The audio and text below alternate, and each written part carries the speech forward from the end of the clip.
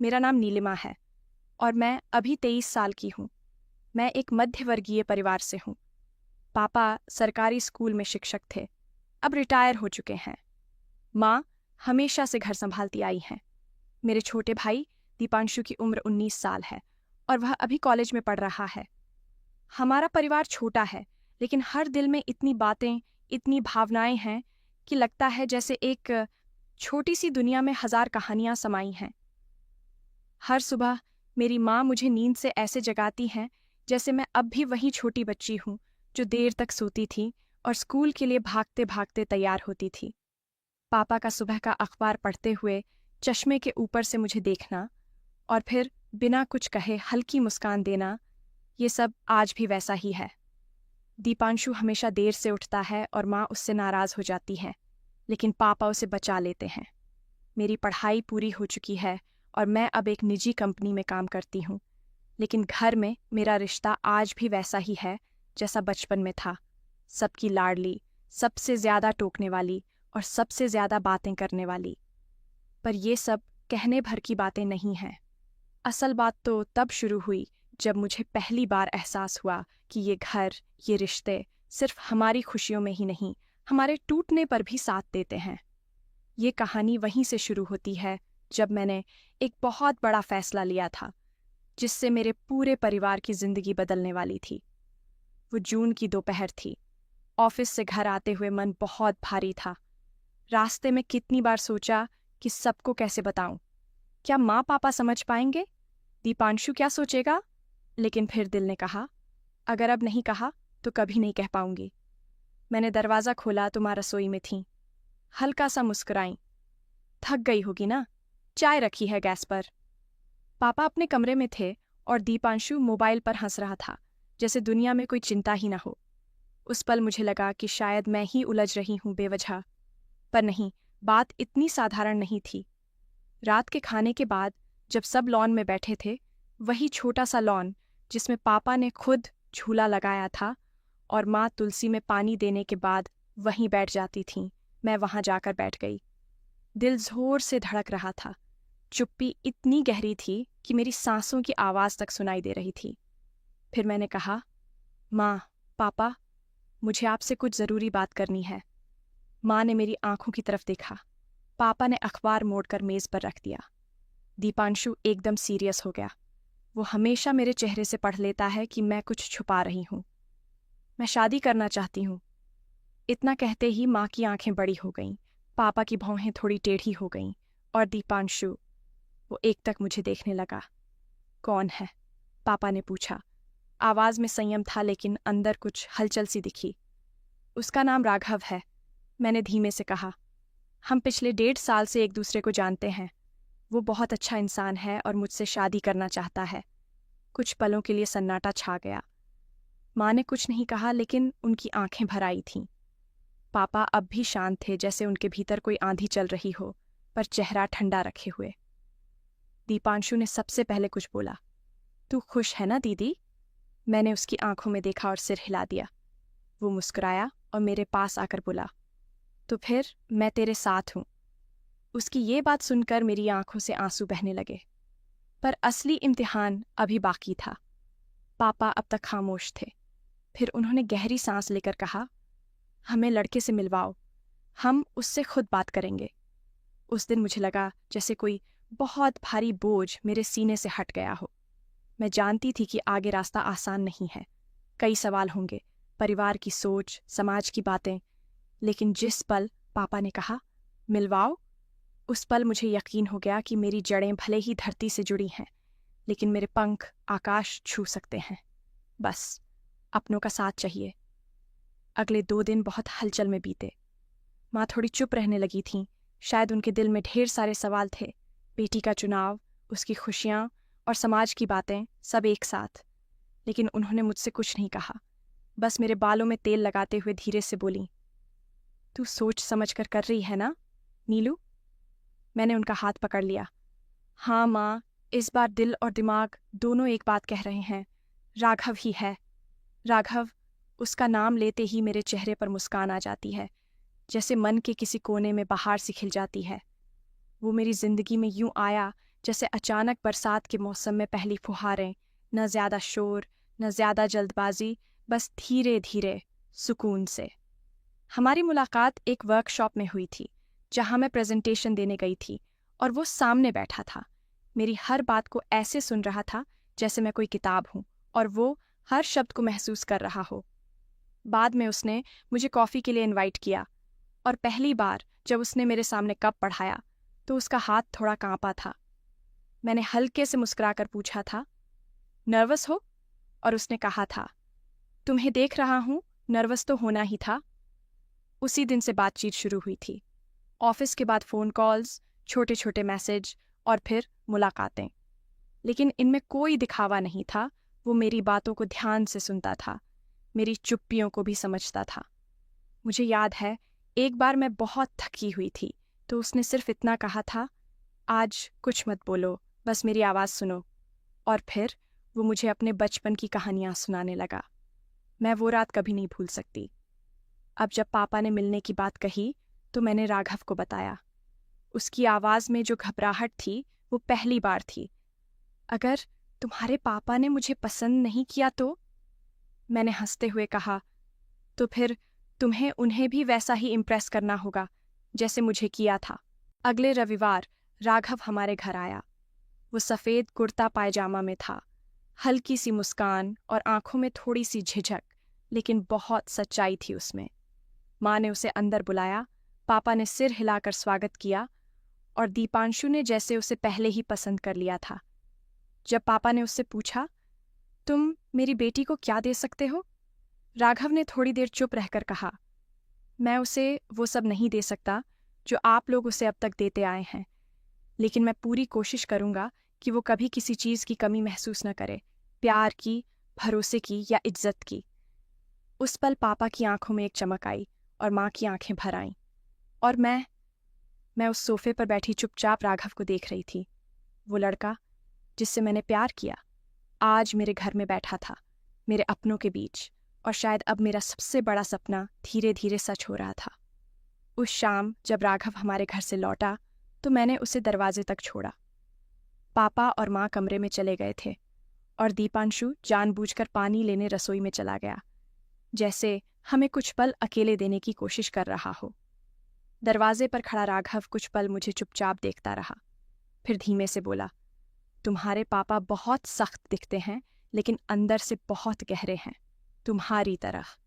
मैं मुस्कुराई। और मेरी माँ? उसने मुस्कान के साथ कहा, तुम्हारी माँ मुझे उस पहली बारिश जैसी लगी, शांत, लेकिन सब कुछ भिगो देने वाली। मैंने एक हल्की मुस्कान के साथ सिर झुका लिया, फिर उसकी आंखों में देखा, वही आंखें जिनमें मैं अक्सर अपने आने वाले कल की तस्वीरें देखा करती थी। कैसा लगा मेरा घर? मैंने पूछा। उसने मेरी ओर थोड़ा झुकते हुए फुसफुसाया, तुम्हारा घर नहीं, अब मेरा भी है। उसकी ये बात सुनकर मेरा दिल जोर से धड़क उठा। उन शब्दों में जो अपनापन था वो किसी वचन से कम नहीं था। मैंने धीरे से कहा, अब डर नहीं लगता, बस तुम साथ रहना हर मोड़ पर। राघव ने मेरी उंगलियां थामी। हमारे बीच दरवाजे की चौखट थी, पर वो स्पर्श किसी दीवार जैसा नहीं था, बल्कि एक पुल था जो हमारे दिलों को जोड़ रहा था। तुम्हारे बिना अब कुछ भी पूरा नहीं लगता नीलू। मैं तुम्हारे साथ हर सुबह उठना चाहता हूँ, तुम्हारे हाथ की बनी चाय पीना चाहता हूँ, और जब भी तुम परेशान हो तो तुम्हारा सिर अपने कंधे पर रखना चाहता हूँ। मैं कुछ कह नहीं पाई, बस आंखों में नमी और दिल में सुकून था। राघव चला गया, लेकिन उसके जाने के बाद भी जैसे उसकी बातें मेरे कानों में गूंजती रहीं। उस रात मेरी नींद बहुत देर तक नहीं आई। छत पर लेटी थी और तारों को देख रही थी। अचानक फ़ोन की स्क्रीन जली।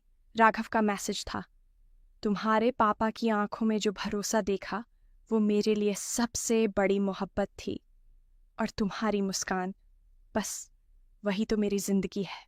मैंने टाइप किया, अब तो बस तुम्हारा नाम सुनते ही दिल तेज धड़कता है। और फिर हम दोनों देर रात तक बात करते रहे, बिना किसी रोक टोक, बिना समय का होश, जैसे दो रूहें एक दूसरे से लिपटी हों, शब्दों के धागों से बुनती हों कोई अपना सा सपना। राघव के जाने के बाद घर का माहौल धीरे धीरे खुलने लगा। माँ अब पहले से ज्यादा बातें करने लगी थीं। कभी राघव की पसंद पूछतीं, तो कभी ये कि वो क्या खाता है, उसे मीठा कितना पसंद है। पापा अब भी थोड़े शांत थे, लेकिन उनके चाय के प्याले के साथ राघव का जिक्र अब आम बात होने लगी थी। एक दिन माँ ने मुझे अपने पास बुलाया और एक पुराना डिब्बा खोलकर दिखाया। उसमें उनके शादी के गहने थे। उन्होंने मेरी हथेली पर एक कड़ा रखा और बोली, ये मेरी माँ ने मुझे दिया था, अब मैं तुझे देना चाहती हूँ। तू अब सच में किसी की जिंदगी बनने जा रही है। मैंने उनकी गोद में सिर रख दिया। वो पल ऐसा था जैसे वक्त रुक गया हो। माँ की उंगलियां मेरे बालों में फिर रही थीं और उनकी सांसों में एक अनकहा आशीर्वाद था। शादी की तैयारी शुरू हो गई थी। कार्ड छप रहे थे, रिश्तेदारों को फोन जा रहे थे और हर कमरे में हलचल थी। लेकिन मेरे मन में एक अलग ही सुकून था, क्योंकि मैं उस इंसान से शादी कर रही थी जिससे सिर्फ प्यार नहीं, अपनापन भी महसूस होता था। शादी से एक हफ्ता पहले राघव मुझे सरप्राइज देने आया। उसने मुझे कॉल करके छत पर बुलाया, वही छत जहां मैं अक्सर बैठकर तारों से बातें किया करती थी। वहां वो पहले से खड़ा था, हाथ में एक छोटा सा डिब्बा लिए। नीलू, उसने कहा, मैं जानता हूं कि हम बहुत कुछ कह चुके हैं, बहुत कुछ महसूस कर चुके हैं, लेकिन ये लम्हा, ये खास है। मैं कुछ कह पाती उससे पहले ही उसने वो डिब्बा खोला। उसमें एक जोड़ी खूबसूरत चांदी की पायलें थीं।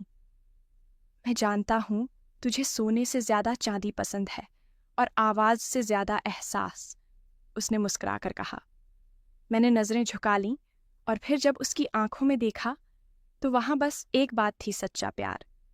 राघव ने अपने हाथों से मेरे पैरों में वो पायल पहनाई। उस पल मेरे शरीर में जैसे एक मीठी सी सिहरन दौड़ गई। चांदी की पायल की खनक, उसकी उंगलियों का वो हल्का सा स्पर्श और हमारे बीच की वो खामोशी, सब कुछ किसी कविता जैसा लग रहा था। अब जब भी ये पायल बजेगी, उसने कहा, मुझे लगेगा कि तू मेरे पास है, चाहे जहां भी रहो। मैंने उसके हाथ थाम लिए और सिर्फ इतना कहा, अब मैं हमेशा तेरी रहूंगी, हर सुबह, हर शाम, हर सांस के साथ। उस रात चाँद भी कुछ ज्यादा ही रोशन लग रहा था, जैसे वो भी हमारे इश्क का गवाह बन गया हो। शादी के दिन की सुबह मेरे दिल की धड़कन मानो तेज हो गई थी। घर में हर तरफ हलचल थी। माँ और दीदी मेरे कमरे में थीं, बालों में फूल सजा रही थीं और हर एक पल को यादगार बनाने की कोशिश कर रही थीं। मैं उन्हें देख रही थी, लेकिन मेरे दिल में राघव की बातें गूंज रही थीं।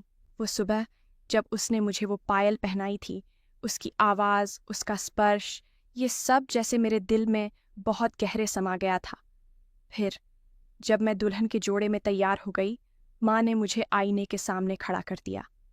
मैं खुद को देख रही थी, लेकिन मन कहीं और था। मेरी आंखें बार बार दरवाजे की तरफ उठ रही थीं, जैसे राघव वहां खड़ा हो।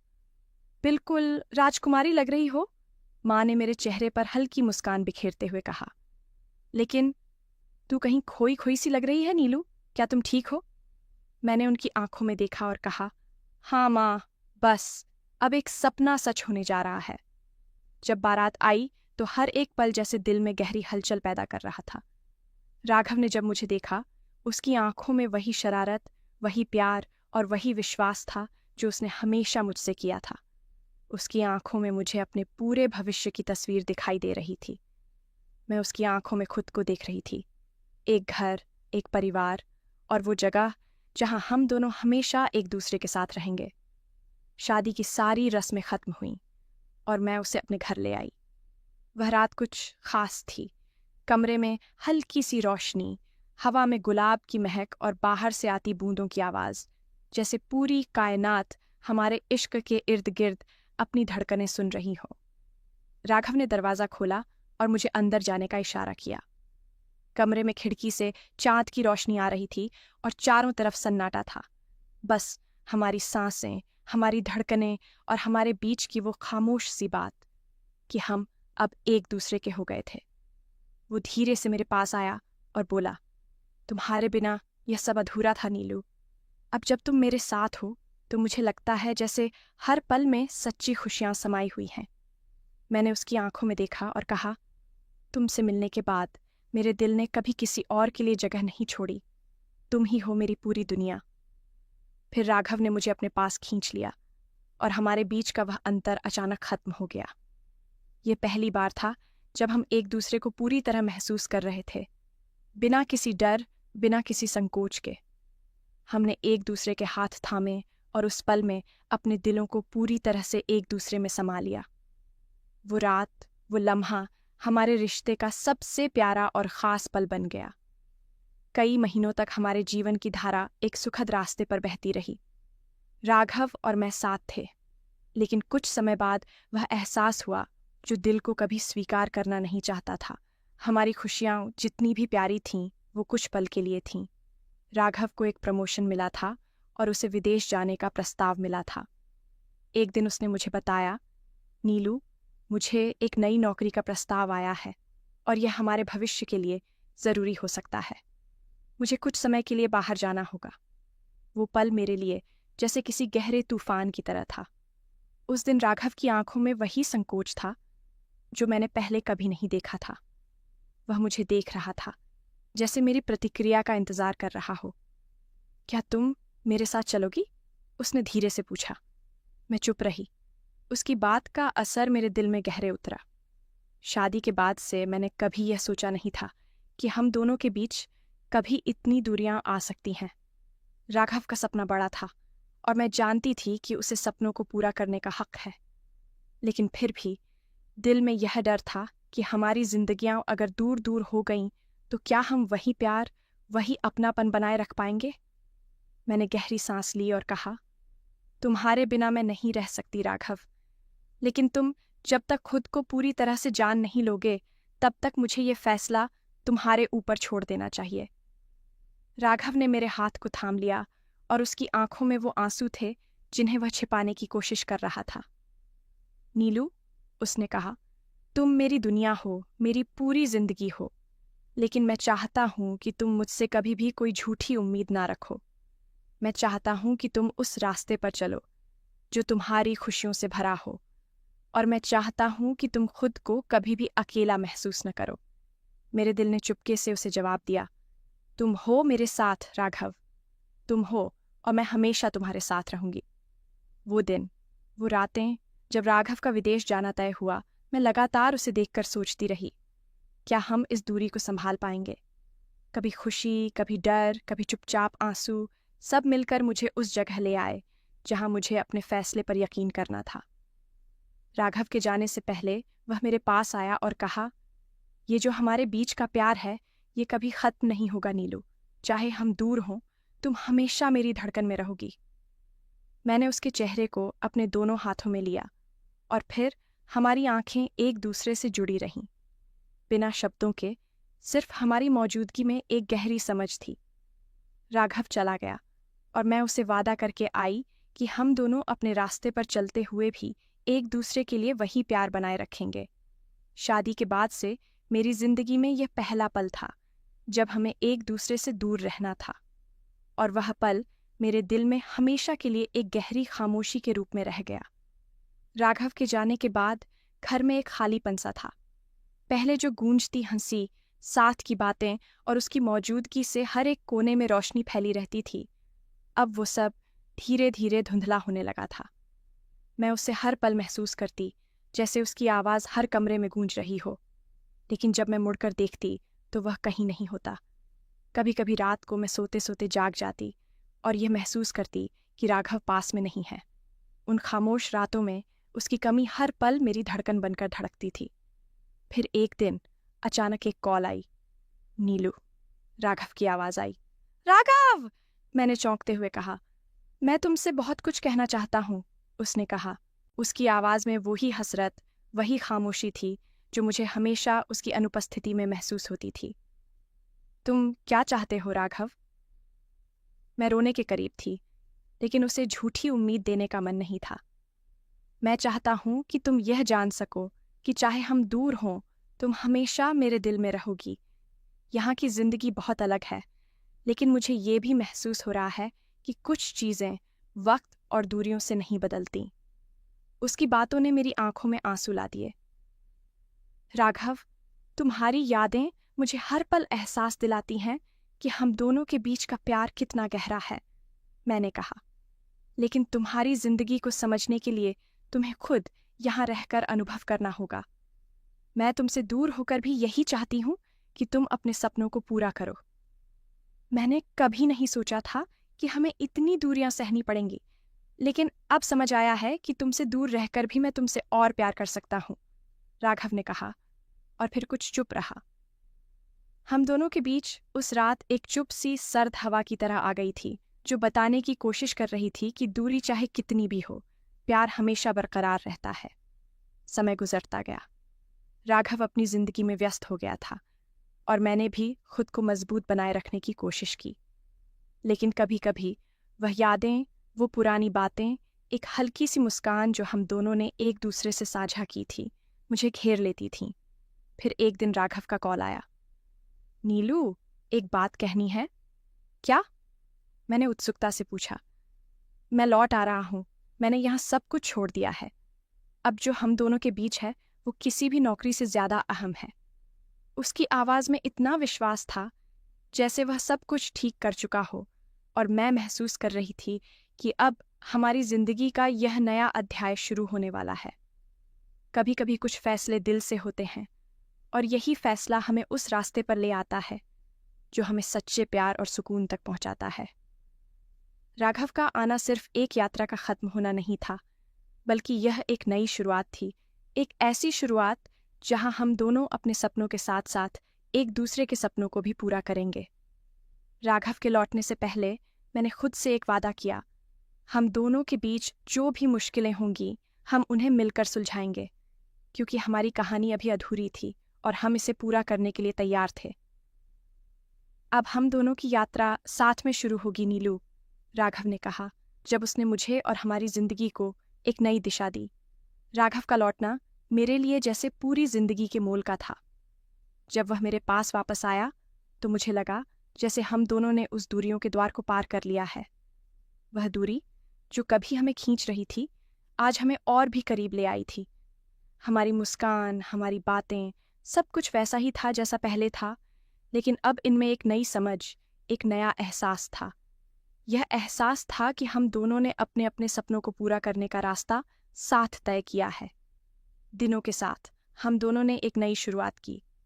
राघव ने अपने नए फैसलों को लेकर मेरे साथ कदम से कदम मिलाकर चलना शुरू किया, और मैंने उसे वो प्यार और समर्थन दिया जो उसे चाहिए था। हमारी जिंदगी में आ रहे छोटे छोटे बदलावों ने हमें यह सिखाया कि रिश्ते हमेशा संघर्ष से मजबूत होते हैं, और प्यार तभी सच्चा होता है जब हम उसे हर परिस्थिति में निभाते हैं। शादी के बाद जब हम एक साथ बैठकर भविष्य के बारे में सोचते थे, तो हमेशा यही समझ आता था कि हमें अब किसी भी मुश्किल से घबराने की जरूरत नहीं है। हम दोनों एक दूसरे के लिए हैं, और हमारे बीच प्यार की कोई भी दीवार नहीं है। वह दीवारें तो कभी थीं, लेकिन हमने उन्हें अपनी मेहनत, विश्वास और समझ से मिटा दिया था।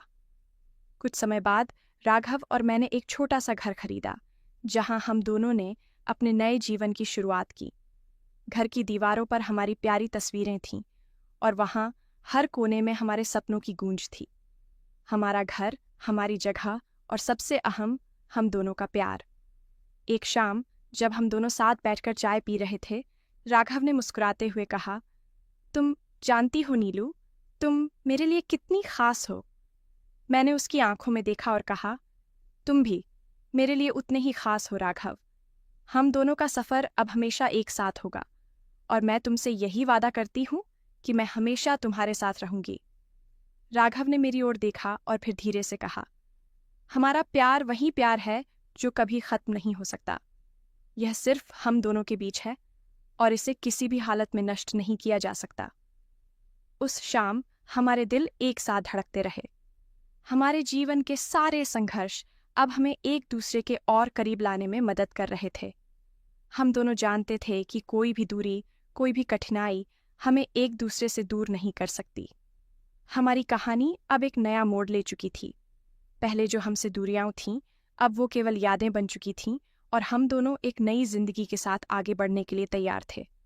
यह हमारी यात्रा थी, एक यात्रा जो प्यार और समझ से भरी हुई थी, और हमने साथ मिलकर उसे अपना बनाना था।